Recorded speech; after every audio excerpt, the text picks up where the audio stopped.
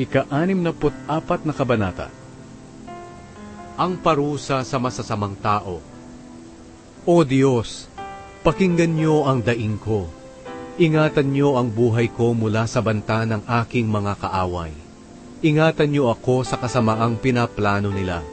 Naghahanda sila ng matatalim na salita, na gaya ng espada at palasong nakakasugat. Nagsasalita sila ng masakit sa likod ng mga taong matuwid, na parang namamana ng patago. Bigla nila itong ginagawa ng walang katakot-takot. Hinihikayat nila ang isa't isa na gumawa ng kasamaan, at pinag-uusapan nila kung saan maglalagay ng bitag. Sinasabi nila, walang makakakita nito. Nagpaplano sila ng masama at sinasabi, napakaganda ng plano natin. Talagang napakatuso ng isip at puso ng tao.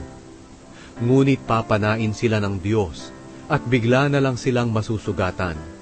Mapapahamak sila dahil sa masasama nilang sinabi. Kukutsain sila ng mga makakakita sa kanila, at lahat ng tao ay matatakot. Pag-iisipan nila ang mga ginawa ng Diyos, at ipahahayag ito sa iba. Magagalak at manganganlong sa Panginoon ang lahat ng matuwid, at magpupuri sa Kanya ang mga gumagawa ng tama.